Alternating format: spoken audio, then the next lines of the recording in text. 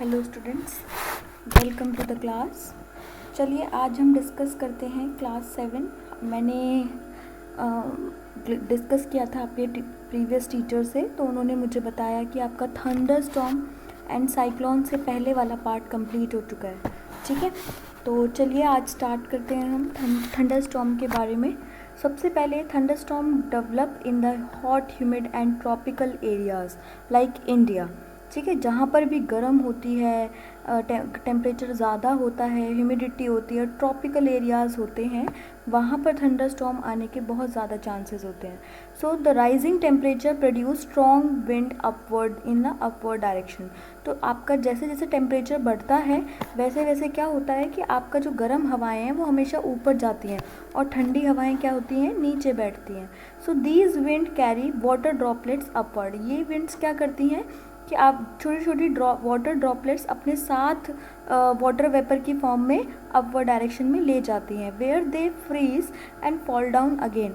तो वहाँ पर क्या होता है कि जब वो क्लाउड्स जब वो अपवर्ड डायरेक्शन में जाती हैं तो वो क्या बना लेती हैं, क्लाउड्स बनाती है, छोटी छोटी ड्रॉपलेट एक बड़ी ड्रॉपलेट बना देती है, फ्रीज हो जाती है एंड फॉल डाउन अगेन। ठीक है, जैसे कि आपने पढ़ा होगा प्रेसिपिटेशन। ठीक है, हमने आपने लास्ट क्लास में पढ़ा होगा, क्लास 6 में, the Swift movement of falling water droplet along with rising air. तो जिस टाइम पे आपकी हवाएं भी जा रही हैं और वाटर ड्रॉपलेट्स फॉल डाउन कर रही हैं तो एक लाइटनिंग प्रोड्यूस होती है और साउंड प्रोड्यूस होती है, इसको बोलते हैं हम thunder storm. I repeat, the Swift movement of the falling water droplet. जब वाटर ड्रॉपलेट आपकी डाउनवर्ड डायरेक्शन में वापस ग्राउंड पर आ रही होती है along with the rising air, और किसके साथ, एक राइजिंग एयर के साथ, एक चलती हवाओं के साथ, तो ये क्या क्रिएट करती है, लाइटनिंग एंड साउंड और लाइटनिंग दोनों प्रोड्यूस करती हैं। तो इसको क्या बोलते हैं हम, थंडर स्टॉर्म।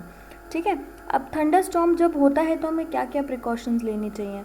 तो सबसे पहले हमें जो है आइसोलेटेड ट्री के पास बिल्कुल नहीं खड़ा होना चाहिए। Do not take shelter under the isolated tree.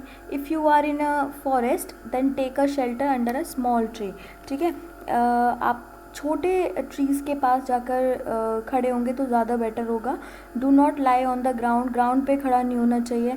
ठीक है, do not take shelter under umbrella के अंदर किसी भी मेटेलिक जिसका एंड हो उससे कोई भी शेल्टर नहीं लेना चाहिए, क्योंकि थंडर स्टॉर्म एक्चुअली क्या है, एक तरीके से मेटेलिक सब्सटेंसेस पे ज़्यादा जल्दी अट्रैक्ट होता है, जिसकी वजह से करंट प्रोड्यूस होता है। So do not sit near the window के पास नहीं बैठना चाहिए आपको। Open garage, storage sheds, metal sheds are not safe place to take a shelter. So now a car or a bus is a safe place to take a shelter. So car या बस आप उसमें बैठ सकते हैं, वो better place है। If you are in a water, get out and go inside a building. अगर आप पानी के अंदर हैं, स्विमिंग पूल के अंदर है, पॉन्ड के अंदर हैं, लेक्स के अंदर हैं, तो आप तुरंत बाहर आइए और बिल्डिंग को एज अ शेल्टर यूज़ कीजिए। So now how thunder storm become a cyclone. तो मैंने अभी क्या बताया आपको, थंडर स्टॉर्म क्या होते हैं। Thunder storm develop in a area that are very hot and humid like India, and the high temperature create strong upward current that carry water vapors to high altitude where they condense and fall down again, and due to such drastic pressure variation they are accompanied by lightning and strong winds, and these are called as thunderstorm. So now let's now discuss how thunderstorm become a cyclone, that means the thunderstorm to cyclone conversion. तो कैसे होता है conversion, चलिए देखते हैं। Water requires heat when it changes from liquid to vapour state. तो आपको पता है क्या होता है, वाटर को क्या चाहिए होती है, हीट चाहिए होती है जब वो लिक्विड स्टेट से वेपर स्टेट में चेंज होता है। तो चलिए आगे देखते हैं कि इसने क्या कहा है। बिफोर क्लाउड फॉर्मेशन, तो जब ये वाटर वेपर्स आपके अपवर्ड डायरेक्शन में जाते हैं विद द एयर और वॉट एवर, सो ये क्या करते हैं, क्लाउड फॉर्मेशन करते हैं। तो before the cloud formation water takes up heat from the atmosphere to change its into a vapour. So when water vapor changes back to liquid, form a raindrop जब वापस से वाटर वेपर्स किस में change हो जाएं, liquid में change हो जाएं, है ना, और वो क्या बना लें, रेन ड्रॉप्स बना दे, this heat is release to the atmosphere. उसके बाद ये क्या करते हैं, एनर्जी प्रोड्यूस करते हैं, and this heat is produced released into the atmosphere. The heat is release to the atmosphere warms the air around. उस टाइम पे क्या होता है, जो आपकी हीट रिलीज हो रही होती है उस टाइम पे क्या होता है, atmosphere warms the air around. आपके जो एटमॉस्फेयर होता है वहाँ पर भी गर्माहट हो जाती है। Now the air tend to rise. उसके बाद जब गर्म हवाएं होंगी, मैंने आपको बताया, वो हमेशा क्या करेंगी, राइज करेंगी। तो the air tend to rise and causes a drop in the pressure. More air rushes to the centre of the storm and this cycle is repeat. उस टाइम पे क्या होगा कि बहुत तेज़ हवाओं का चलन शुरू हो जाएगा, बहुत तेज़ हवाएं रोटेट करने लगेंगी। So the air tend to rise and cause a drop in a pressure. और उस टाइम पे प्रेशर क्या होगा, डाउनवर्ड डायरेक्शन में मूव करेगा, और एक पर्टिकुलर इसका एक सेंटर होगा। The chain of event ends with the formation of very low pressure system with very high speeds wind revolving around it. तो इस टाइम पे क्या होगा, आपका लो प्रेशर सिस्टम जनरेट होगा और हाई स्पीड विंड रिवॉल्व करेंगी। So this process is known as cyclone. Cyclone मैंने क्या बताया, लो प्रेशर सिस्टम क्रिएट होगा और हाई स्पीड विंड रिवॉल्व करेंगी। ठीक है, तो साइक्लोन क्या होता है, साइक्लोन जो है वेदर कंडीशन पे डिपेंड करता है।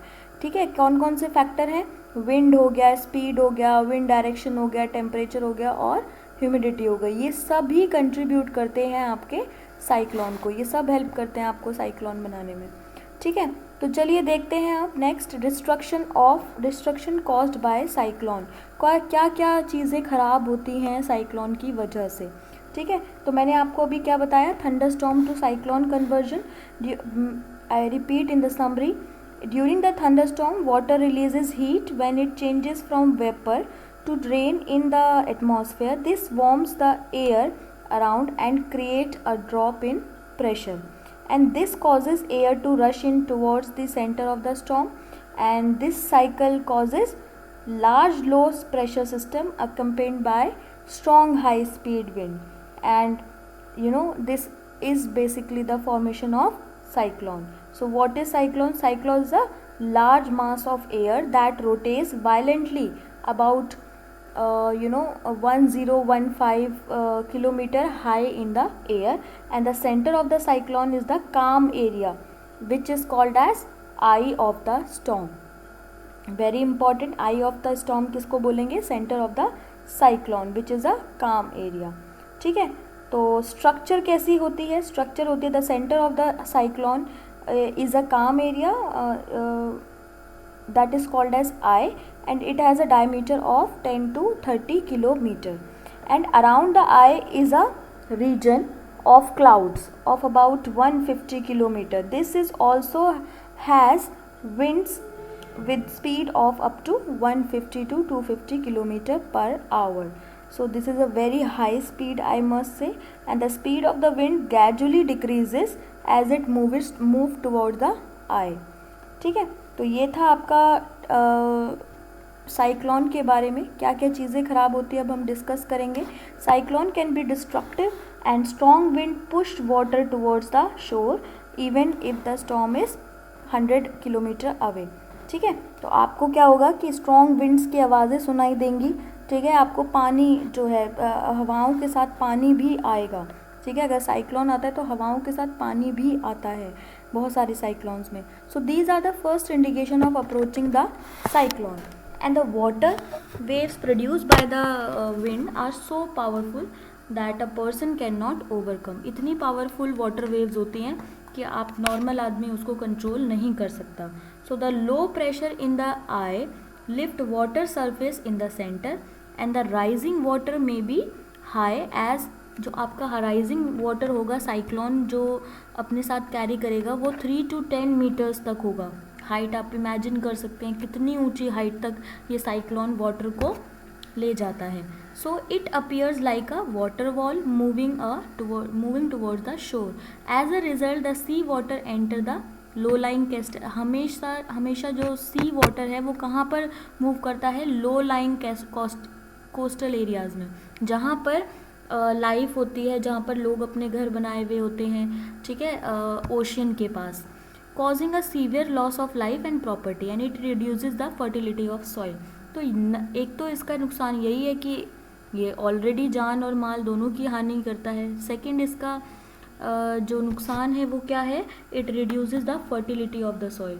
ये क्या करता है, फर्टिलिटी ऑफ द सॉइल को रिड्यूस करता है, कम करता है, जिसकी वजह से प्लांट्स एंड एनिमल्स को ग्रो करने में मुश्किल होती है। सो कंटिन्यू हैवी रेनफॉल में further version the flood situation, इसकी वजह से फ्लड सिचुएशन भी क्रिएट होती है। High speed wind accompanying a cyclone can damage houses, telephone and other communication system also। तो ये सब चीज़ें हैं, life loss, loss of life है ना basically, and also the high speed winds causes houses damage, telephone and other communication system, trees, इन सब का लॉस होगा, प्रॉपर्टी का भी लॉस होगा और इन सभी चीज़ों का भी लॉस होगा। So cyclone is very dangerous. Now different types of cyclone. Okay, now different type of cyclone हम डिस्कस करेंगे। Cyclone are given different names in their different parts of the world and they are called as hurricanes in the American continent and as typhoons in Japan. तो हम American में क्या बोलेंगे इसको, hurricane, and Japan में क्या बोलेंगे, Typhon. ठीक है, तो चलो first of all I want to introduce the term here, tornadoes. What is tornado? What do you understand by tornado? A tornado occur within a cyclone and it is in the shape of a rotating funnel, ठीक है, that suck in debris, dust and everything at the bottom and throws them out at the top। तो tornado basically क्या है, वो हवाओं का ही, जो cyclone में हवाओं का जो टनल प्रोड्यूस होता है उसको हम बोलते हैं टॉर्नेडो। ये क्या करता है, आपके डेबरीज हैं, डस्ट हैं, सबको सक करता है और उसको थ्रो करता है। ठीक है, it diameter is ranges from metre to kilometre within the speed of 300 kilometre per hour. ठीक है, ये बड़ा इम्पोर्टेंट है, आप ध्यान रखिएगा। ठीक है, तो ये सब था। उसके बाद ओके फाइन, सो यही था। आपके सेफ्टी मेजर्स जो हैं वो हम डिस्कस करेंगे नेक्स्ट क्लास में। ठीक है, तो तब तक आप पढ़िए कि what is tornado, what is hurricane, what is typhoon and what are the damage caused by this cyclone, also how thunderstorm become a cyclone। So this is very very important. Please go through the video, please study thoroughly the NCERT. Thank you, have a nice day.